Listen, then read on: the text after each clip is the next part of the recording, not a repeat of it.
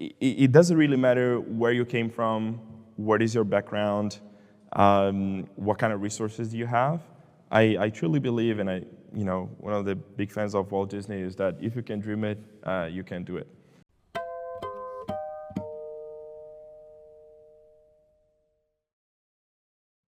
Hello, and welcome to the Charles River Museum of Industry and Innovation. My name is Steve Guerrero, and I'm the Director of Education here at the museum.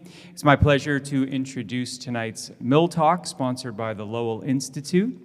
And I'm especially excited about this Mill Talk because we are sitting in the place where Francis Cabot Lowell essentially built the domestic cotton industry at scale here in America. And we are talking not only about the history of cotton, but the future of cotton. It's a fiber and a fabric that is incredibly useful. It has a history both useful and dark. And here at this textile mill, we know the cotton started in human enslavement here in America. It also is a thirsty crop. And it's also something that almost all of us wear almost every day. So we have to bring those two contrasting facts together.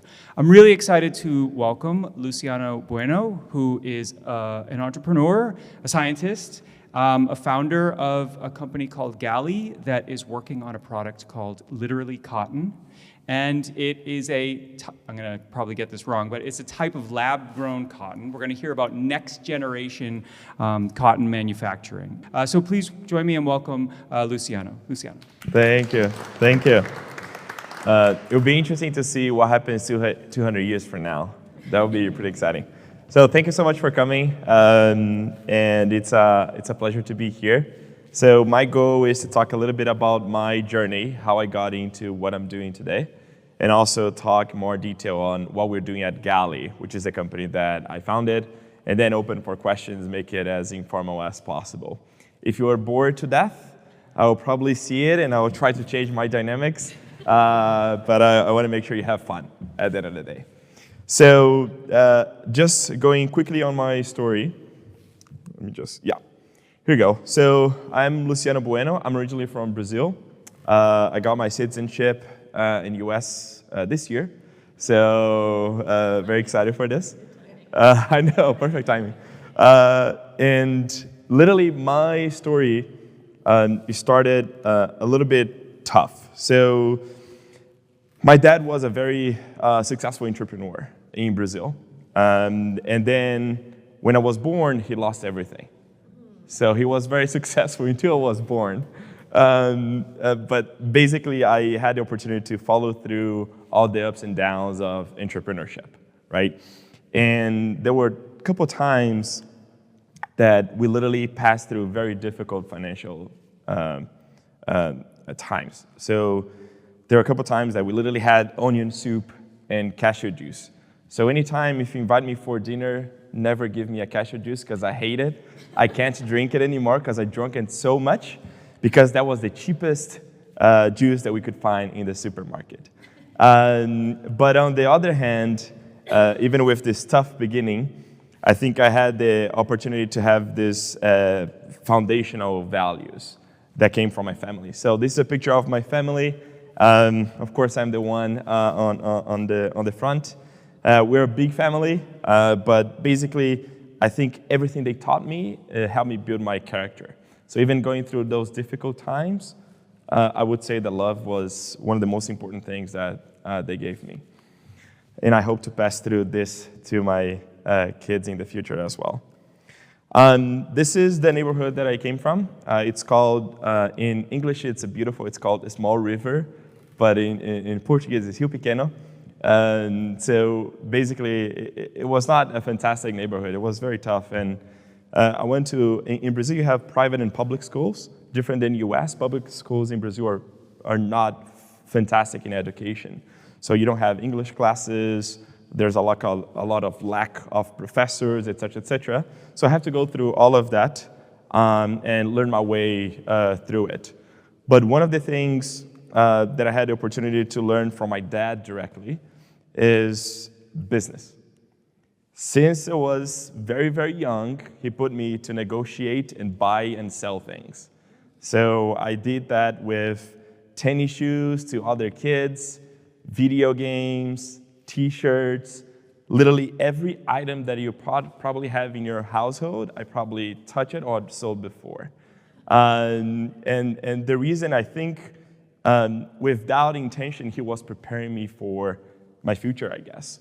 And for me, it was a matter of I wanted to work very early because I thought this was the way that I could support my family to go through the times that I mentioned before.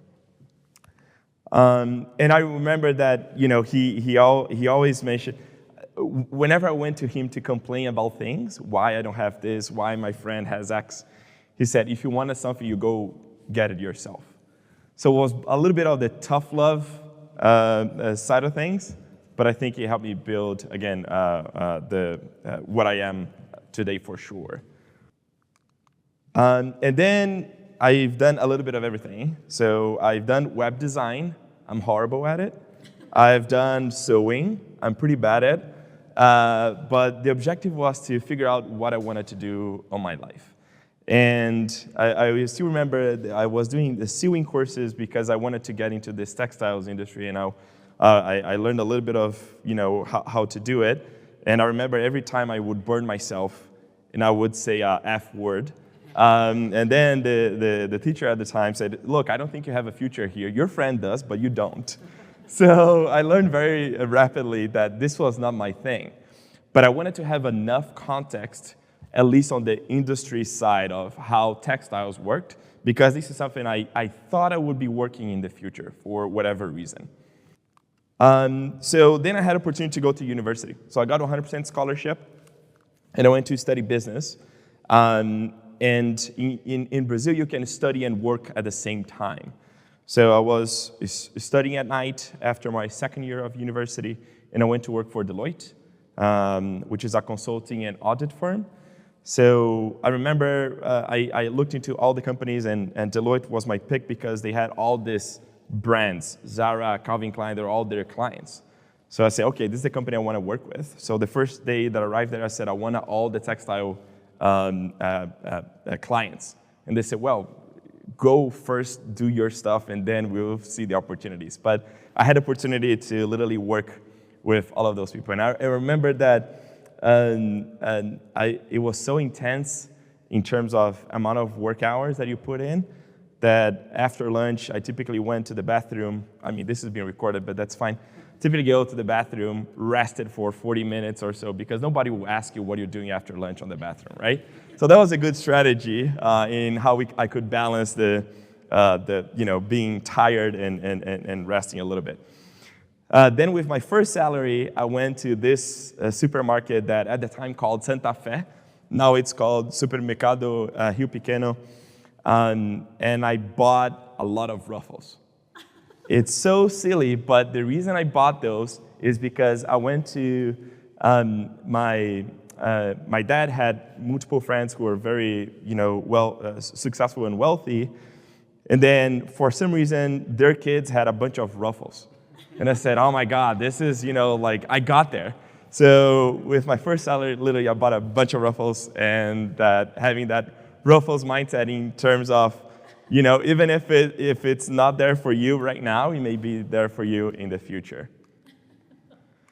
Then what ended up happening is I was finishing undergrad, and I was still working at Deloitte. And my mom got sick, and 2 weeks after she passed, very quick. And I still remember that at that time I was working so hard, and I couldn't see her that much in the hospital. So I think that changed a lot of things for me, and it made me realize there are other things that are much more important than money. Which may seem obvious, but for me was not, because that was the focus in how I could support the family. So then I had opportunity to, I quit the Deloitte, and I went to work in a venture capital firm. So basically a fund that invests in startups. And I wanted to learn about this startup environment. How come 18-year-old people are just raising a lot of money, be on the cover of magazines? What is the secret of it, right? So I thought I was late to the party already. So I went to study and work in few locations. One of them was Silicon Valley. So I had the opportunity to see this with my own eyes. And then I decided that I said, okay, I want to quit the fund and I want to start my own company. And I started, and I had a glorious failure. I started in the textiles industry just because it was my passion on it. And you get all this recognition. You go to the magazine. It doesn't really mean that much because the company was not going the way I expected. So then this was a day that I thought we were signing the deal of our lives, and I was signing my death, literally. So this was an agreement that we signed with a company that I'm not going to mention the name, but it was an exclusivity agreement with our technology. So basically, we developed a textile technology that would enhance their products. What ended up happening is we signed that agreement. They never truly executed. Because we had the exclusivity, we couldn't talk to anyone else. They put us in the drawer for 2 years. They copied the technology, and they launched on their own. Welcome to the jungle. So at that time, I was really upset and frustrated. But then you have to reinvent yourself. So after that, because I got a few recognitions that allow me to apply for my green card, which I applied for the EB1 visa, which they call the Einstein visa. So then I had opportunity to, again, what do I do now? Right? I still want to have an impact in this industry. So I start to talk to multiple people and get closer and closer to connecting with them. And then the question is, I love the Matrix movie, and this is one of my favorite parts of the movie, which is literally what kind of a word you want to see, right? When you're using that challenge. So that's exactly my mindset my whole life. You can have a pessimistic, maybe still realistic view of things. Life is too boring if you think this way. Trust me, I've been there. Life is much more fun if you're on an optimistic route. Even if you're wrong by a lot, you're still going to be right by a lot. And then in 2018, I moved to the US. I literally packed it up. I said, look, I'm going to try my life in the US. My sister was living in San Francisco. So I'm going to go for it. And then I said, I want to start another company. And then my sister said, wait a second. Why don't you find a job, get like stability? And I said, yeah, I think that's fair. So at the same time that I was searching for a job opportunity, again, on consulting and so on, I was also thinking about starting a company. And I was very inspired by what people were doing with the plant-based burger, with the Impossible Foods, and trying to replicate, but just in a different way. And also what people were doing with the cell-based burger. And I thought, can we do that for textiles? So that was my proposition. And then I literally remember in 2019 that I was trust me, I was broke because of the previous company. So I was just living day by day. And then I was thinking how I would start this. This is a very complex scientific problem. But then I figured out that you could do a few studies on PhD theses or other things that were available out there. And that's what I did. And I created the first deck, and I started to talk to investors.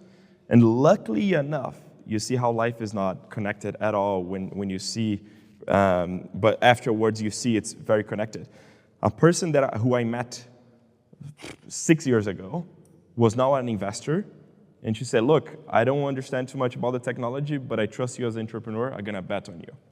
And then we raised our first 100K. So then I went back to my sister and said, we got this 100K and we're gonna be fantastic. And she said, do you know how much money do people make in San Francisco? I said, I don't know, but who cares? She said, well, look, I don't think this would be sufficient. If you really want to start this company, you're probably gonna live somewhere else, right? Because I want you to find a job. So then I left her home next day, and I went to live with other 2 people in an apartment. I was living in the living room just because it was the cheapest. I couldn't get a dorm. And that's how we started GALY. So basically, the objective of GALY is that we want to create every single agricultural product in a different way.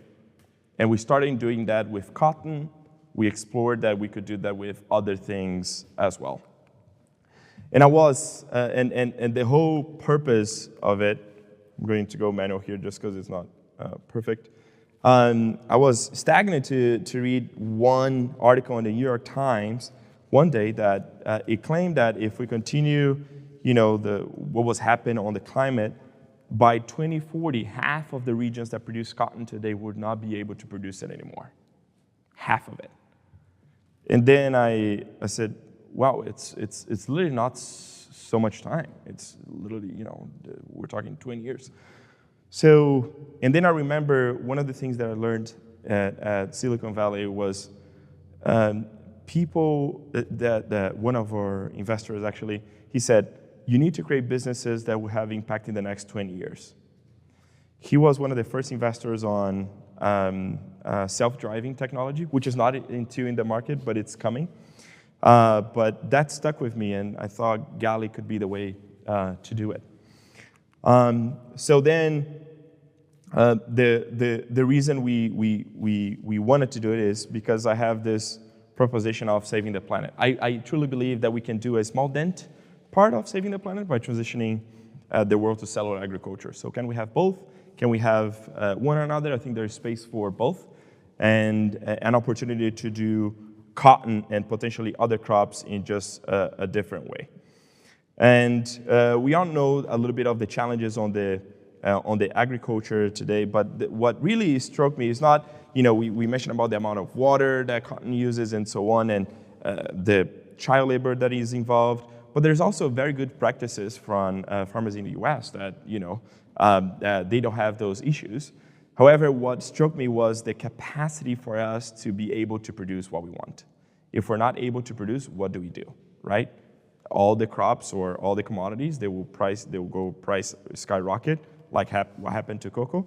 Can it happen to other things as well?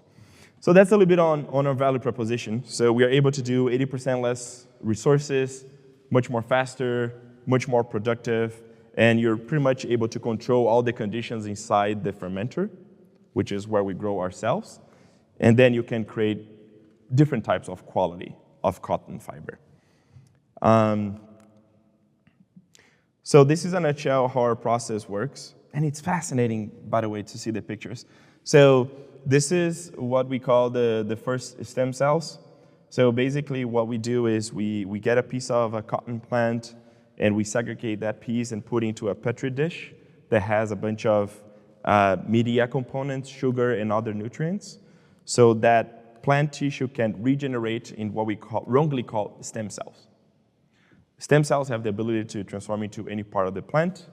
We get those stem cells into the solid, we put it into the liquid, which are those beautiful pieces of equipment, and then we start differentiating those cells into a cotton fiber. What is fascinating is that each cotton fiber is a cell. So if you look into a cotton boll, you have a bunch of single cells that are going towards that direction. You elongate, close the secondary cell wall with cellulose, and that's how you have the cotton fiber. So what we're doing is, instead of growing the whole plant, can we leapfrog the plant and go from a single cell directly to the product? And that's a little bit on the baby bunnies that we've done to prove the concept that we are able to do that successfully. So, and then I had to build a team and continue doing it. So we were very lucky to bring a stellar team of people, people who are much smarter than I am, and also a group of investors. So we're lucky to have Bill Gates and Sam Altman and all of those folks aligned with our vision. And this is a little bit on the real pictures, by the way, from how everything started. So this one was literally when we, Anat, David, we got a truck and we went to acquire the first equipment in the lab to bring it in the lab. We've done this multiple times.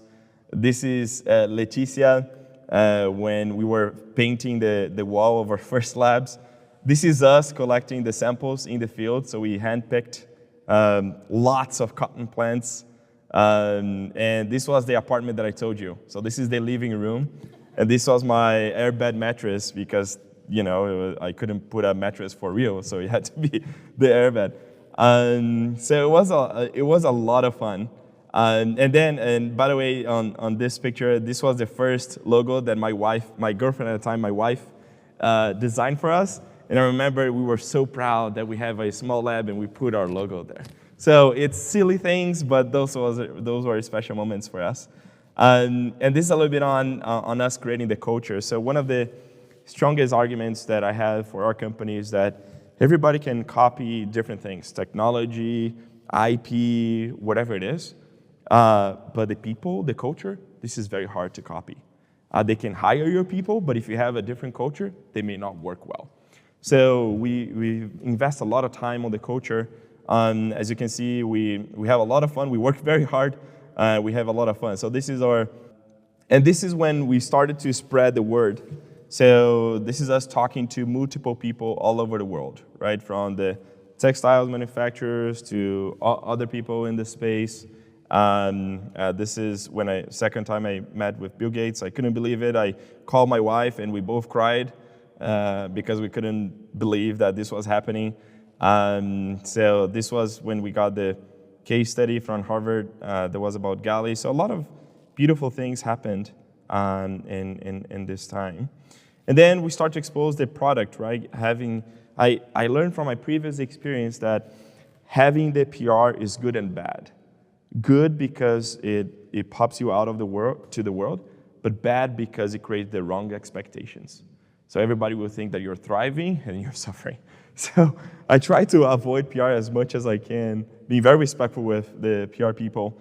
So we go with very specific events to consolidate our image and talk to clients and investors. We receive a few awards as well. So we received the Global Change Award, which they call the Nobel Prize for Sustainability in textiles, and a few others that kind of show that we are going into the right direction. So, and just to summarize, and love to open for questions, it doesn't really matter where you came from, what is your background, what kind of resources do you have. I truly believe, and one of the big fans of Walt Disney is that if you can dream it, you can do it. So, thank you so much. What's the time frame between the stem cell and actually having fiber that you can turn into things like that hat and the baby booties? So, if you look into the field today, you take around 150 to 180 days from a seed to a full cotton ball that you could harvest, and you do one harvest per year because of the climate.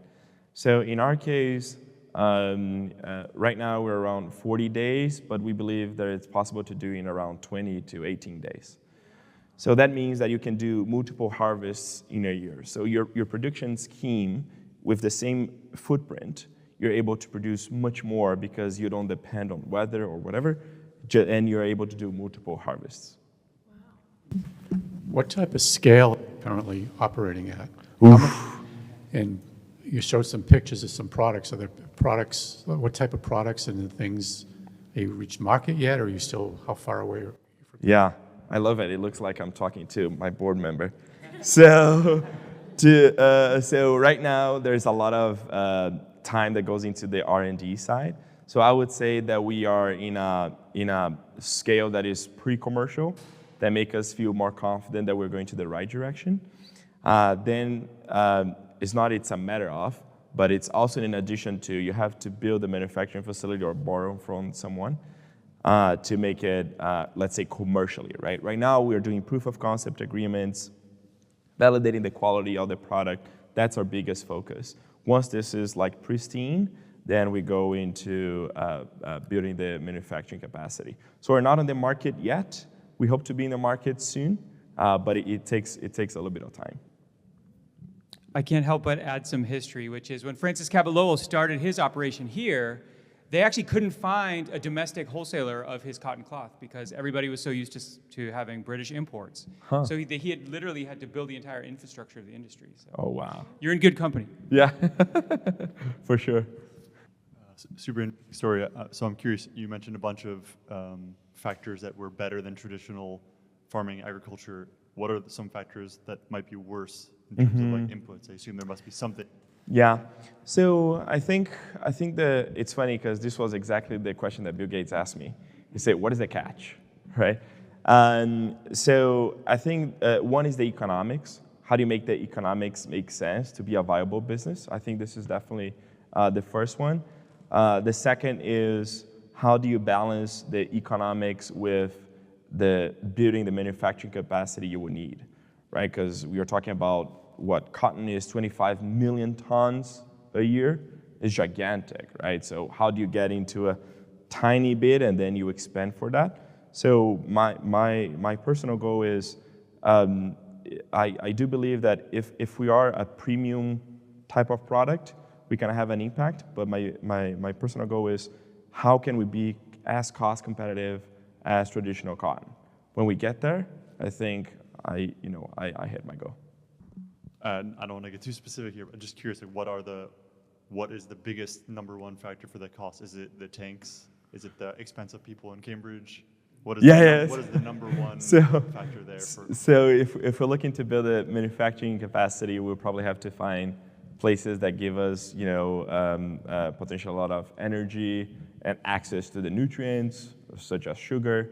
So those are the biggest components on the OPEX, and then on the CAPEX, you have the installation of the fermenter as an example. I'm curious about the different types of cotton that are currently available and what you're trying to emulate, and if you plan to do all of it. So, for example, Egyptian cotton and Pima cotton and Sapima cotton, and where your research is. Yeah. I'm a big fan of a cotton that is very rare and hard to find and very expensive. That's called the Sea Island cotton that was in the US before. So there are three parameters that you look in terms of quality of a cotton. One is the length, which defines the softness on the cotton. The second is the strength, or the micronair. And the third is the purity. So the purity is very important for medical cotton applications. So I think this is very straightforward. We got it because we have the purest product possible, right? There is no bleach needed. So then I think it would be really cool if we're able to do a cost-competitive cotton that is viewed as a very high quality, like the Sea Island. Are we going to get there on the first product? Probably not. Our first product will not be fantastic. We'll be kind of, okay. But that's the way you go to the market. You get feedback and you keep interacting. But because you're able to manipulate the environment, because there are two things that account for the quality of the cotton, in my understanding, is the genetics behind the seeds and also the environment, right? There is a specific side of the Nile River that you can grow that Egyptian cotton, right? The Giza 45. So how are you able to emulate that environment in the reactor? That's the beauty of what we're doing.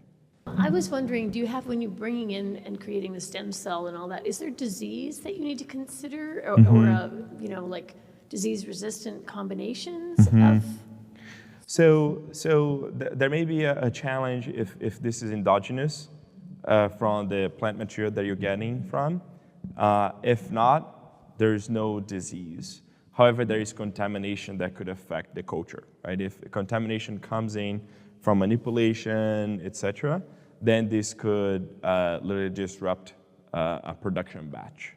But there's it's pass-free pretty much because there's no other factor that you're inputting into the process. Are you thinking to provide raw cotton to manufacturers of textiles, or are you looking to do the whole system in-house? Yeah. We could borrow this space. No, just kidding. I think. Yeah, a lot of date. No, truly saying, I think our objective is that we can provide the raw material to the one in the supply chain that cares the most. And from what we understand so far are the brands, right? So the brands will pull the supply chain to say, hey, you got to use this cotton because we want to use it. If we go directly to a mill, they'll say, well, is the brand X using? Otherwise, I'm not going to buy it. So the question is, do we deliver them the cotton fiber or the cotton yarn or the cotton fabric? We're still figuring out, but we don't want to go too much further in the supply chain because then it's a different type of business. I'm curious, when you were starting out, how far along was the product or the research before you started like fundraising for this? Did you find some great researchers and build on their thesis work, or did you already have some piece that you could show people, your investors, or? Yeah. So for the first 100K that we raised, we didn't have much. We have a few studies that we thought were possible. And then 2 weeks to finalize the money, we were able to raise another 80K.